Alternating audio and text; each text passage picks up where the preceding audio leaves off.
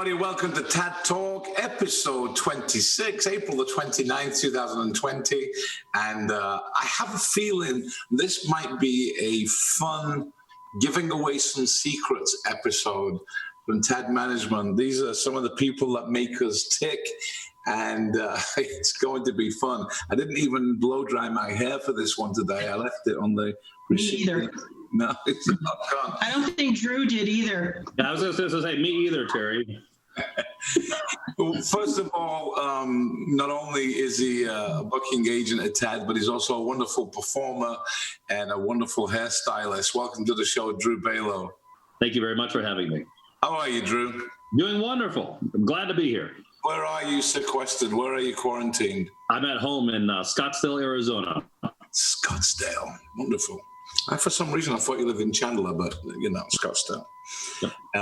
Also, the heartbeat of our land division, I've worked with Cindy for, it feels like about 90 years, but it's probably only 5 or 6.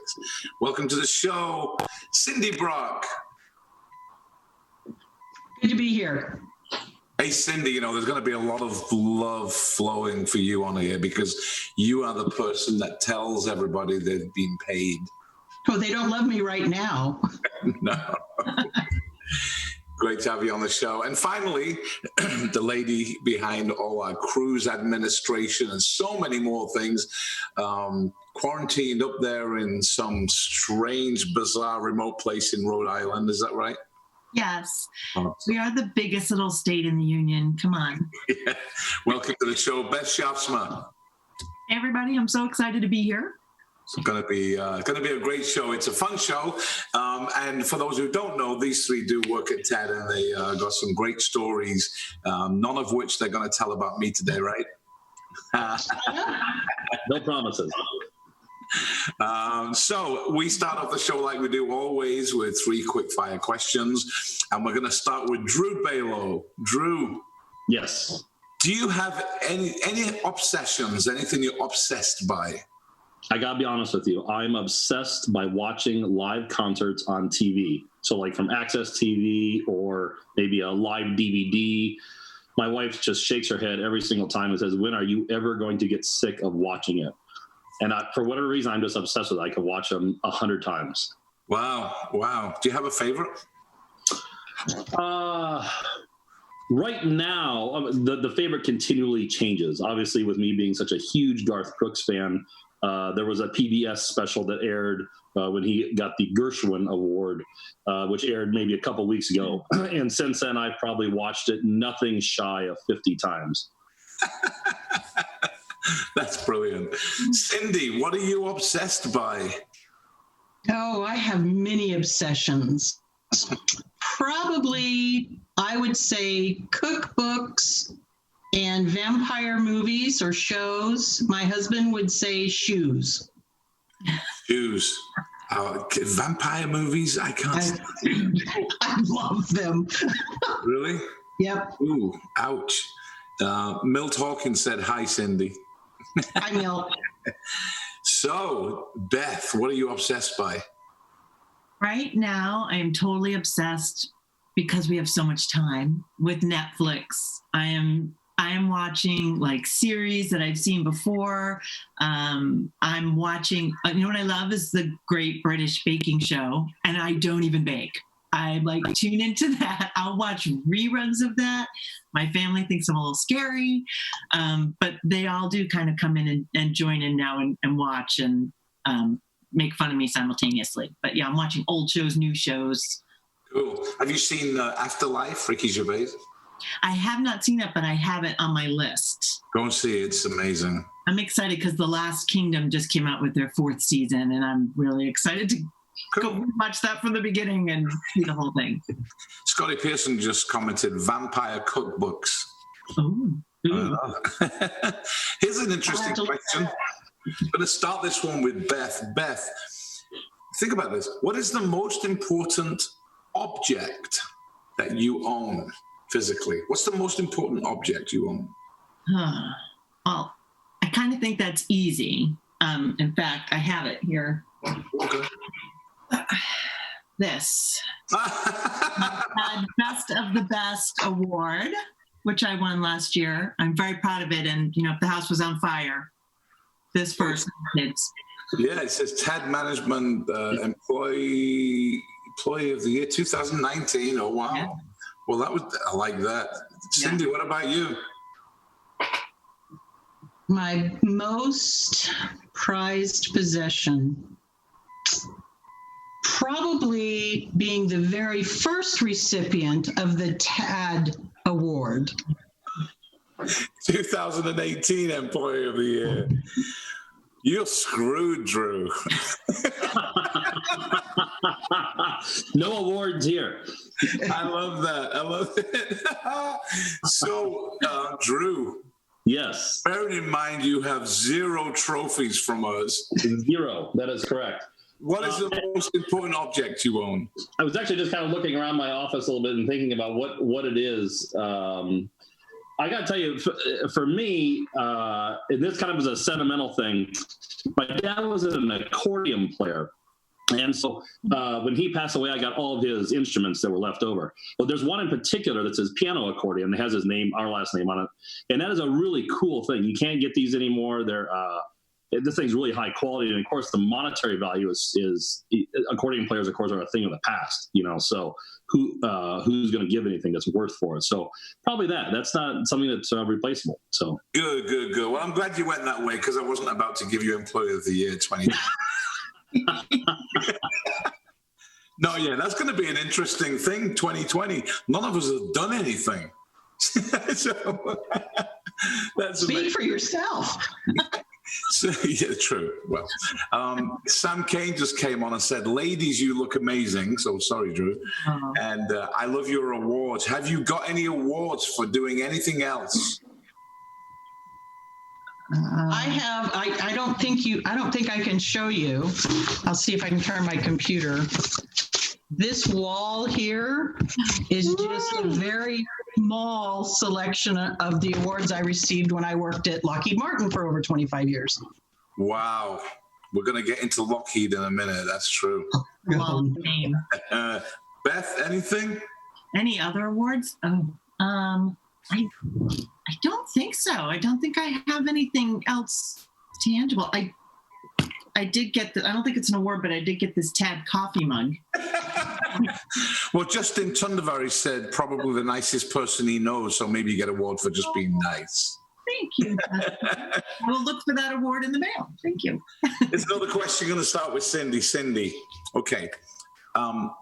Superstitions. There's all kinds of superstitions out there.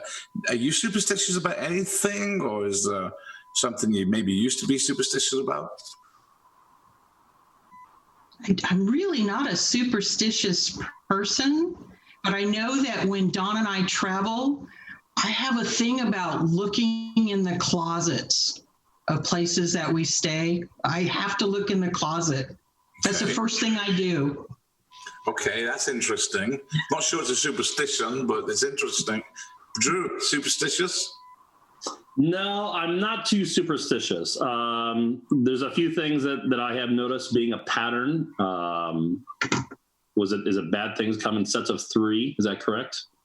Yeah, that's superstitious, yeah. Yep. I've noticed that happening. Like I'll get a speeding ticket, and sure enough, a week later, I'll get pulled over again for something, and then I'll come out and I'm parked incorrectly, and there's a ticket on my windshield waiting for me. Which I'm usually happy to see the third one because that means it's over and I can move on in my life now. But no, in general, I'm not a superstitious person. So, what about you, Beth? I have a few. I mean, the theater superstitions of break a leg instead of good luck. I'm pretty much follow that one. Don't say Macbeth, in a theater, even though my name is in it. And I'm kind of got a black cat crossing your path thing, but I do have 2 cats that are black, so I do a lot of sidestepping in my house because they routinely try and kill me on the stairs constantly. So those are, otherwise, no, those are the only big ones for me. Sam Kane said that he thinks it's bad luck to be superstitious. Or to be in Cindy's closet when she's traveling. Kellyanne Williams said she also checks under the beds in hotel rooms. Yep. And and Sam said to Drew, "That's not bad luck, Drew. That's just breaking the law too often." So the last question, I'm going to love this one. I'm going to start with, who should we start with? I think we'll start with Drew on this one. Drew, you have just been promoted to Chief Executive Officer of TAD Management. By the way, this is only a show, it's not real. But you've just been promoted to CEO of TAD Management. What is your first executive order or decision as the CEO of this company? I'm putting on a huge tribute festival. Okay. And it's gonna be the coolest massive thing that you've ever seen. What's that? Who's headlining? Who's headlining? Well, I mean, if you really want to be honest here, it's going to be me. All right, tribute festival. Cindy, you're the CEO. What are you going to do? Oh, man. Well, I think the first thing I'm going to do is I'm going to make your Tesla the company car. And then I'm probably going to raid your liquor cabinet in your office. Yes. Is that still there, by the way? Yes, and it's still well stocked. Well stocked. All right. Tesla and booze. What a good combination. Beth, you're the CEO. What are you going to do? Well, first of all, I didn't know about the booze in the Phoenix office, so maybe I'm going to move my office to the Phoenix office. But I think I would move the headquarters to Cabo, and then no one would be allowed to work from home. We'd all have to work at the office. That's a good idea. Our Cabo office is now extending, and we're all going to move there. Woo! As soon as we can fly there. It's the first place I'm going, that's for sure. Oh, that's cool. So it's great having you on the show, obviously, and I'm sure a lot of TAD acts are watching this and going, "Oh, that's Cindy. Oh, that's Ben." So let's find out a little bit about life before TAD. Drew, life before TAD. I don't know. You're in like your mid-30s, is that right? Yeah, I'm 37. So before I worked for TAD full time, I had my other show, which is called Neon Circus. It's a tribute to Brooks and Dunn, which I am the drummer in. And I had produced that. And before I had even come, so I apologize, there's screaming in the background. That is really life at home right now. Before that, I actually worked for a sound and lighting company, a production company here in Phoenix called Total Sound, and did it for many, many years. And so it's actually how I had my opportunity to learn what working with a national act meant and how those operations are run. And really a lot of the behind the scenes stuff that kind of allowed me to produce my own show and do it at a level that is something that's a little bit different than what others are doing. So it kind of got me, it was a back door into the industry, so to speak. Absolutely. You know, you and I first met, I didn't know this, but I think you were about 18, maybe a little older than that, 21, 22, at Sky, because you installed the sound system there, right? Yeah, so I was the, I don't know, I didn't actually do the full install. I was the guy who drove all of the equipment, all the QSC gear there. It was in boxes, and we literally unboxed it right there in front of the stage. At the time, I didn't know what Sky was or much about it. Actually, at the time, I was just getting started with Total Sound. That's about the time that I was just getting started. And yeah, and it's funny, all these years later, we've made full circle together. And absolutely. And that's ironic because I still don't know what Sky is or was. But Drew is a great performer right now doing the Garth tribute, but many other things too, and a wonderful person. Check out this video of... Bring me two pina coladas. I gotta have one for each hand. Let's set sail with Captain Morgan. Oh, we'll never leave dry land. Ain't troubles I forgot of. I'm burying them in the sand. So bring me two pina coladas. She said,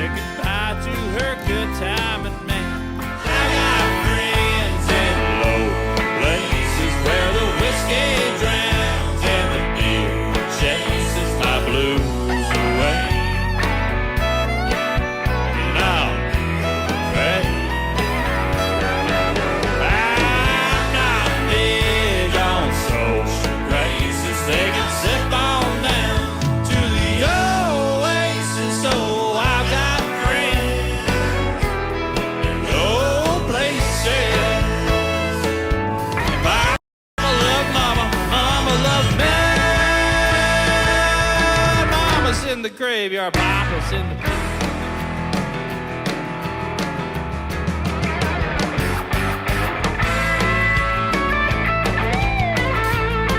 When he told her he was a writer, she said, I don't give a damn if you never come back from Cheyenne.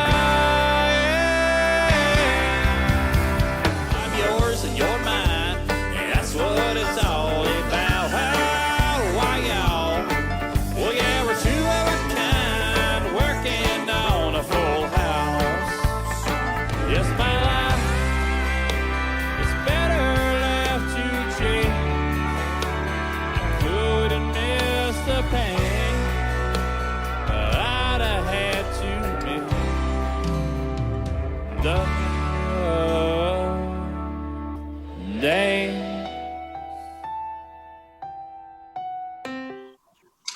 There you go, Garth, and there he is with the hat.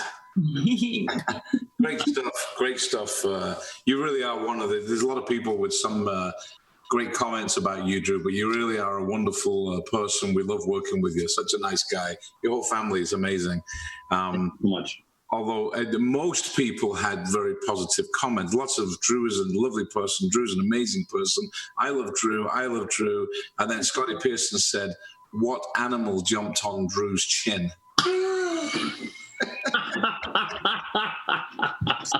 So we do. I went to the same store that Scotty goes to for his hair pieces. Well, whenever Scotty goes for his hair pieces, they're obviously out of hair. With the sell the clippings on the floor. We encourage all the viewers to ask questions of all three guests today, because I'd love to get some more insight. But we did just have one from Brent. I'm going to ask all three. Now, this is going to be interesting. It actually just says Drew and Cindy. It's not for Beth, but Beth could probably answer it in a different way. It says, Drew and Cindy, who do you enjoy working with the most at TAD Creative Studios? What do you think, Drew? This is don't go everybody. Don't go that route.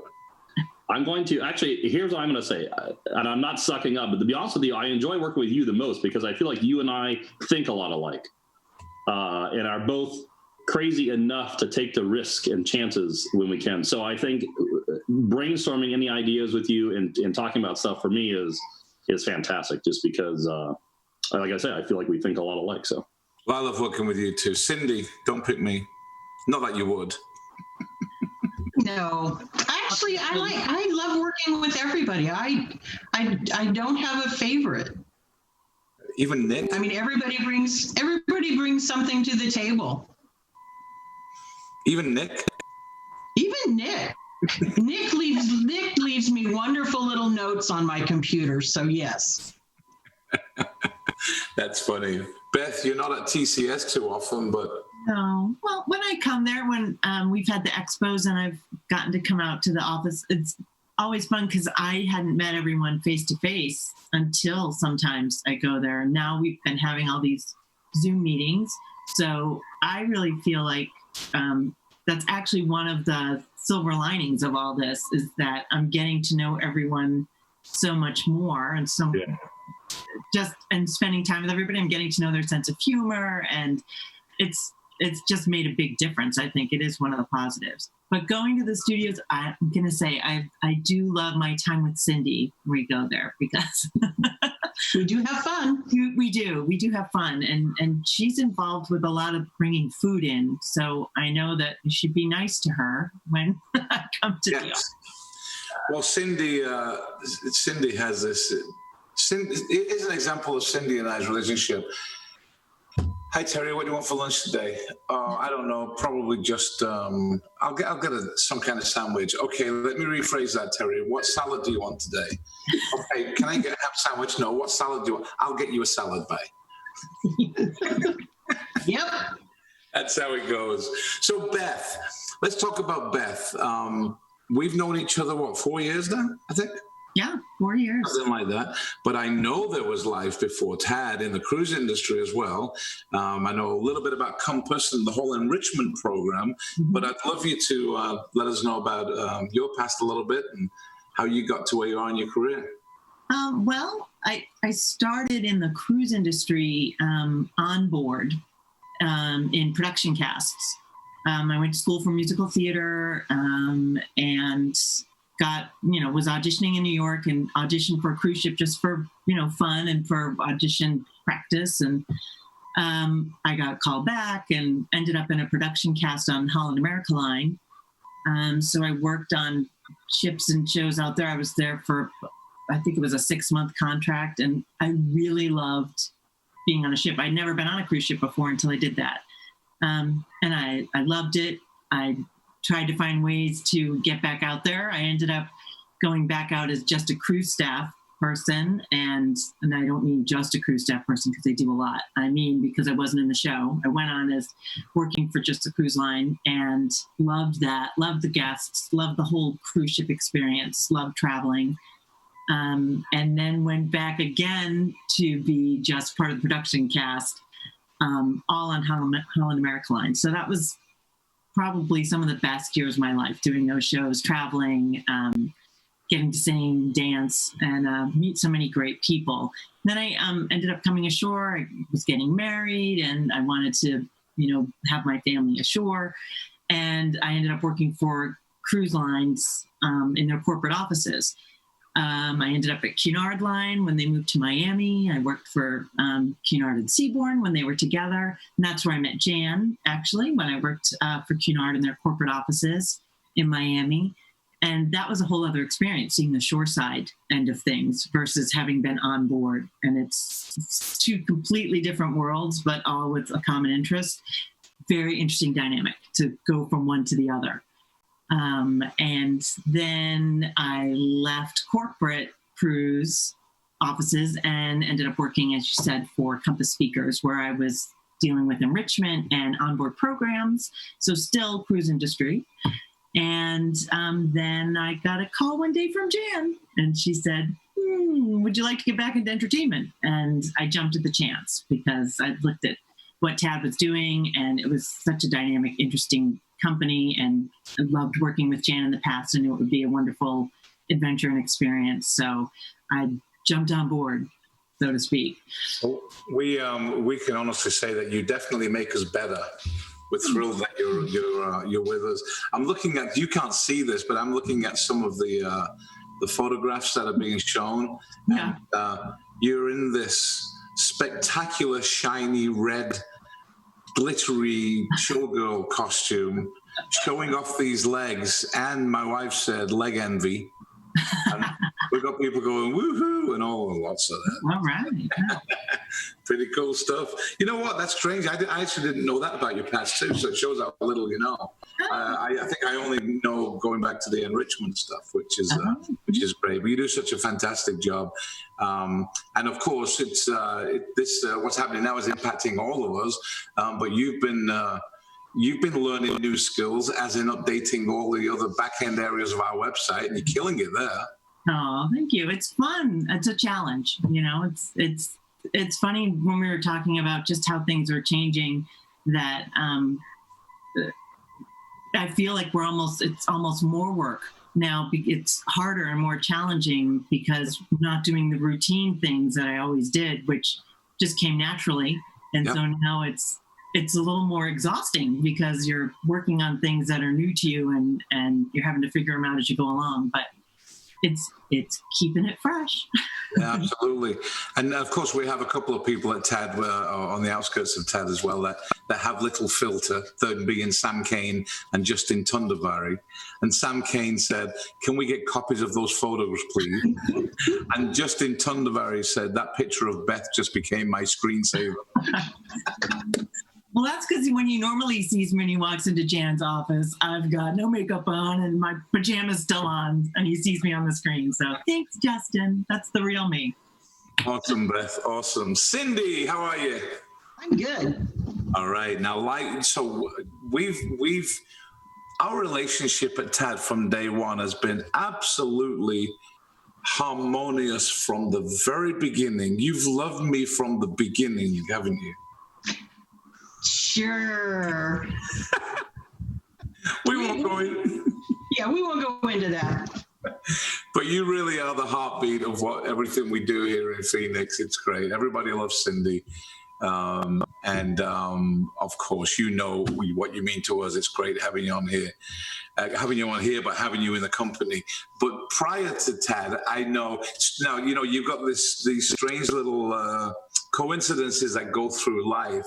So when Ann and I first came to the United States, this is back in '85, I think, when we did an album and then we went on tour.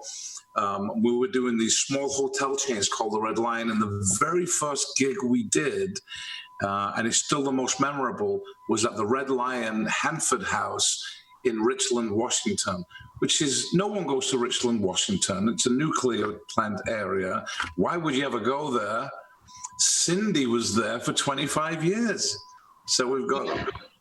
So tell us a little bit about what were you doing before Tad? God, was there life before Tad? There was. I can't remember. Actually, I was in Richland for over 25 years. I worked for Lockheed Martin. The Hanford House was literally right across the street from the Federal Building, which is where I spent most of my time. I started out in a clerical pool, then got into executive administration and then into IT and became the webmaster for all of the Hanford Nuclear Reservation. The Department of Energy, I worked on their very first website. That was the first government website that went up when the World Wide Web became a thing. And they're still using the same one. Yes, they probably still are. No, they're not. It's much better. And that's pretty much it. I finished in management in the IT department, working mostly government contracts. Awesome. I'm looking at some great pictures of you and Don on here. Don's a wonderful man. He really is. Yes. But there you are. You come down from Washington and you're here in Phoenix, and all of a sudden a job comes up for Tad. What the heck is Tad? That's pretty much what I thought too. But still do or no longer do? No longer do. No, actually it was a part-time job, only 3 days a week, maybe 3-4 hours a day. And I've yet to work that schedule. So I'm wondering when that's going to happen. No time soon. No time soon. On a note that I know you can relate to, we were in a small, tiny office for the first 4 years. Yeah, too long. Yeah. So moving into Tad Creative Studios, give us your opinion on that and what it is right now. Yeah, night and day. I mean, I get to see you more, which is actually a good thing. We started out when we moved, you had this wonderful concept, and I was excited just to be not sitting a foot away from you. And you having your own office. Yeah. But you have made TCS, I mean, we started out with, suite 2 and 3, and it wasn't 6 months, and we realized, oh my gosh, we need more space.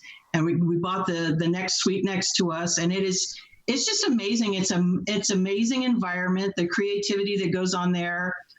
You guys always astound me. No, it's fun, and you're a big part of that. Kellyanne Williams said, Cindy is the absolute dog's bollocks. Ask Terry what that means. Oh boy, where do you start? So do you know what she means? No, okay. I have no idea. So Kellyanne says you're the dog's bollocks. It's nice. So in the United Kingdom, we have these sayings and these dialects and this stuff we come up with. And one of them is the dog's bollocks. So we need to digress a little bit. This is Terry the American trying to explain from Terry the Brit to an American what the dog's bollocks are. So bollocks, B-O-L-L-O-C-K-S, are testicles. Okay? Bollocks are testicles. And if you say that something is, oh, that's bollocks, it means it's not very good. Like, you don't like it. Do you like that? No, that's bollocks. However, if it's the dog's bollocks, then it's amazing. See, regular Dog bollocks. testicles. Yes. So dog's bollocks means amazing, and Cindy is the dog's bollocks, came from Kellyanne. So there you go. You will never understand why, so don't try to question it. Just know the dog's bollocks is great. That means I'm still trying to get over dog testicles. Now, Cindy, anyone who's at TAD will know what I mean when I say. Actually, so I'm going to go to a comment here. Let me see what said. My wife Anne said, "I know how much stress and pressure Cindy has to deal with on a daily basis. I don't know how she manages to keep her composure, multitask, and stay so positive and sane. She's such an inspiration." I wrote that for her earlier. She also said, "I can't believe we're being schooled on bollocks." Oh boy, that's great. But one thing that we were all hoping for, Sam especially, we were hoping today that in the show we'd have some dust particles floating in the air that would cause Cindy to sneeze, because Cindy has the most terrifying, horrifying, funny, hilarious, oh my God, sneeze you've ever heard. And my husband calls it Tourette's. It is. It's the Tourette's of sneezing. But the funny thing is, we're used to it, and we still stop what we're doing when she sneezes. We have to watch her. And I have to count usually. Yeah, it's quite cruel. But the best part is when we have someone new in the office and this hamster-like sound comes from Cindy, and we go, what the heck is that? Sam Kane just said, it sounds like the noise a chihuahua makes when you stand on its bollocks.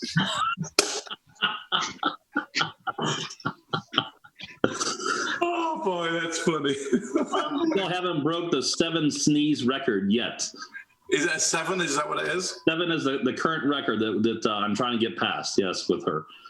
We promise you, you can go on Tad Talk's YouTube channel and watch these back. We're nearing the end of season 1 right now, so go back and watch it. But I promise you, we're going to try and get a video of sneezing, and we'll edit it into this. It is funny. Justin said, Terry talking bollocks again. You can see how this is become the bollocks episode. So look, you've got the dog's bollocks is great. Terry's talking bollocks again means I am not talking good. I'm talking crap. Same word, different connotation. Yes, we are being schooled on bollocks today. I've learned something from Tad Talk. So we're going to move to the part of the show that is Where in the World is Terry? Where in the world is Terry? Where in the world is Terry?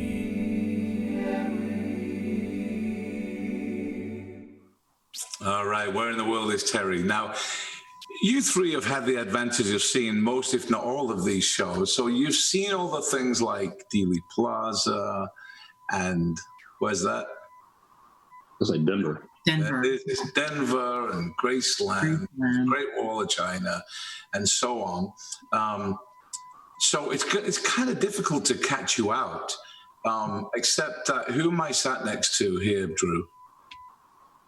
That is, to your right or your left? Either one. Justin Bieber, and that's, God, I love his show so much. James Gordon. There you go. Yeah. So you can do that with your, your backgrounds. You just change it, and you can be wherever you want. Oh, there she goes again.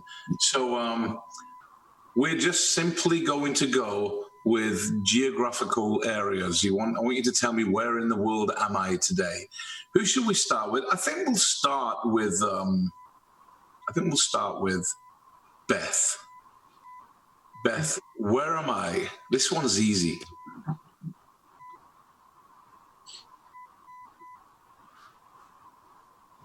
Are you on the mall in Washington? Yes. Okay, phew. Actually, I didn't want to do that because that makes me really. You can only see some of the Washington monuments. Yeah.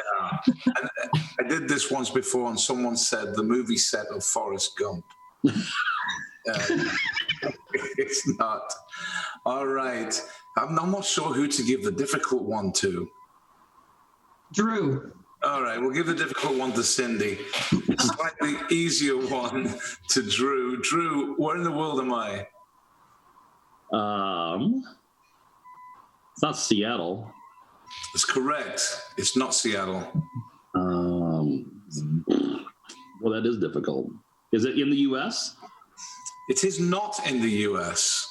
Is it? And if any of the viewers want to pipe in and tell us what you think where I am. Is it Hong Kong? It is not Hong Kong. Boy. What should give it away is that little dome and that spire there. Do you want a clue? Yeah. Give me a clue. Give me a clue. Julia Tramer would know this. Oh, it's is that Toronto? It is Toronto. Oh, there we go. Good job. And that was the easy one. Shirley Garcia got it right. Shirley knew where it was. Okay, Cindy, you're either going to get this in 2 seconds or no chance ever. That is a famous building. Is it in the U.S.? It is not in the U.S. Can I phone a friend? You can phone a friend, yes. Who's your friend? Well, Beth and Drew, do you have any idea? I was just saying, boy, I'm glad I didn't get that one. Is that Quebec? It is not Quebec. I'm going to be interested to see how many people know it. I've actually seen that building, and I've got no clue. I actually love this city, and a lot of people don't. And the city is enormous. That's one. Enormous. Enormous. Is it the Vatican? It is not, but Shirley Garcia said the Vatican too. No, it's not. My girlfriend. Thanks for answering wrong, Shirley. Here's a couple of clues. It's not very far from us. And Mexico. Oh, this is got to be somewhere in Mexico. Oh, that's getting close. Is it south of us? Well, if it's Mexico, I freaking hope so. It is Mexico City. Oh, I said Mexico City. Mexico City. Wow, boy, you three really sucked on that one. Hey, I got mine. We sucked at being Cindy's phone a friend, that's for sure. That's true. That's true. That's awesome. On every show, as all of you know, there's a question we ask everybody. I love getting the answers. Freddie Mercury has been the most popular answer. We've had some quite emotional answers. So here's a question. If you could spend the next 60 minutes with any two people, dead or alive, in any one place, anywhere in the world, who would you like to spend the next hour with? Where are you going to go and what are you going to talk about? So 2 people, 1 place, and what are you talking about? We're going to start with Drew Baloh. Drew, 2 people, 1 place. I got to go with Garth Brooks and his wife Trisha Yearwood, Nashville, Tennessee. We're going to talk about their shows, how they prepare for their shows and tours. And how they put their shows together. Because for me, I'm being on the other side of the stick, where as a tribute artist, right, there's a lot of things that I would love to know, a lot of questions I'd love to ask, something that's only going to make the act even better, So that's what I would say. Absolutely. You're not going to ask him to appear on the tribute festival you're putting together as CEO? No, I already have that part handled. Yeah, absolutely. Cindy, 2 people, 1 place, anywhere in the world. Who would it be? I asked you not to make me cry. Okay, I'll try not. Okay, probably my father, who passed away when I was 18, and my mother, who has dementia, but before she got dementia, and probably Honolulu, where I was born, and I just want to spend time with them. Absolutely. You were born in Honolulu. Yeah. Oh, so you're going to make me cry now. You were born in Honolulu. Have you been back there? Have you been back there? Yes, actually, I took my mother and Dawn came up with us and took me back to where I was born so that she could show me, all around. And I did that for my 40th birthday. That was my 40th birthday. Excellent. Good for you. You talk about mom and dad, and we get all kind of answers to this, but it is great when you can separate yourself from reality a little bit and think, wow, if we could just 1 hour, just 1 hour, give me a few days to write down all the things I want to ask them. Yeah, absolutely. Yeah. Beth, 2 people, 1 plate. I didn't know Cindy was born in Hawaii. Or something new. Well, I'm blessed to have both my parents still with me. So I think I would, if I'm going to gear it more towards the fact that I think right now, laughter is the best medicine. I love comedy. I love laughing. I love someone who can make me laugh. I think if I could spend 60 minutes, I would choose to spend it with 2 people that I think are really funny. Tina Fey, who I think is amazing comedy writer, just amazing, and Amy Poehler, because they work so well together. I love their work. I think they're hilarious, and they're both powerful, strong women. So I love that about them too. And I would choose to spend it in one of their homes. Yes.